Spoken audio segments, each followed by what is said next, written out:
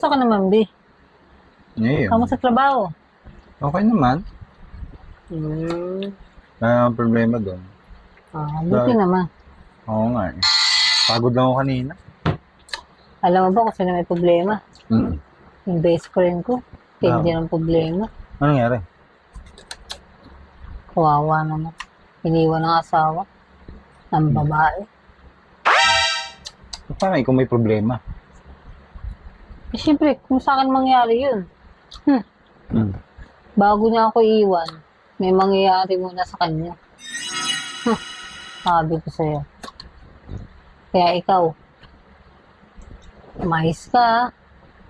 Sinasabi ko na naman eh. Ako na naman tong topic mo eh. Kaya wala akong sinasabi. Alam mo, kaya ayaw kitang pakinggan dahil ako na naman ang gagawin mo suspect niya sa kwento mo. Bakit babaero ka ba? Hindi ka naman babaero ah. Ay, di naman ako babaero. Loyal naman talaga ako. Gunggong! Barinig kita sa mukha eh! Dapat di ka nagkikwento sa akin ng mga ganyan. Nasisira ang aura ko. Saan masira yung aura mo? Ay naku, tigilan mo akong pa-aura-aura mo. Ang sinasabi dito, huwag kang malandi. Pag may pumatol, lumambing sa'yo, huwag mong pansinin.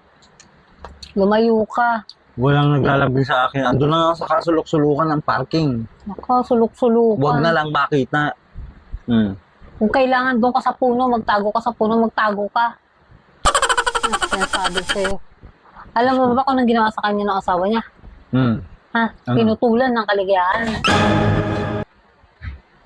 Kaya ikaw, pag nang babae ka, hindi Oo, lang ba yung kaligayahan sinasabi mo ang yan? tatanggalin ko sa'yo. Alam mo tatanggalin ko sa'yo? Pati buhay mo.